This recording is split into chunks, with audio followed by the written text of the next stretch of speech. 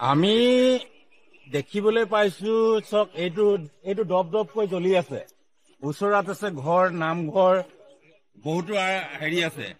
গতিকে আমি টাই আহোম যুৱ পৰিষদে দাবী জনাইছো, এই গোৱেল বোলাৰ এজন বনিয়া হয়, গোৱেল বুলি এজন তেওঁ বনিয়া হয়। এই বনিয়াজনে তেওঁ য'তে ত'তে ফেক্টৰী খুলি তাৰ পৰা এই আৱৰ্জনাবিলাক আনি কিনে তেখেতলোকে পেলাই দিছে। আজি যদি এই ঘৰটো জ্বলি যায় বা এই দোকানখন জ্বলি যায়,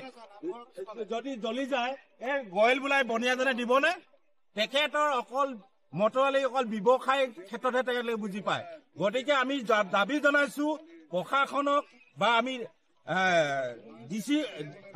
ডিচি মহাশয়কো আমি জনাইছো, অনুৰোধ জনাইছো। গতিকে অতি সোনকালে এই ফেক্টৰী বন্ধ কৰাব লাগে, নহলে আমি টাই আহোম যুৱ পৰিষদে এই অনৰ্থক কাৰ্যত যদি এইবিলাক যদি তেখেতলোকে বন্ধ নকৰায়, তেতিয়া আমি বাধ্যতা হ'ম যে এনেকুৱা এটা কাৰ্যসূচী ল'বলৈ, যে এইবিলাক আমাৰ দুষ্কৃতিকাৰীয়ে এনেকুৱা এটা ব্যৱস্থা যদি কৰে। গতিকে আমি দাবী জনাইছো ডিচি মহাশয়ক, আমি জিলা প্ৰশাসনক দাবী জনাইছো অতি সোনকালে ব্যৱস্থা ল'ব লাগে, যে এইবিলাক যদি জ্বলি কিনে এতিয়া আমাৰ ঘৰ দুৱাৰ যদি জ্বলি যায়, তেতিয়া এই গোৱেল প্ৰক্ৰিয়া ৰিস্ক ল'বনে?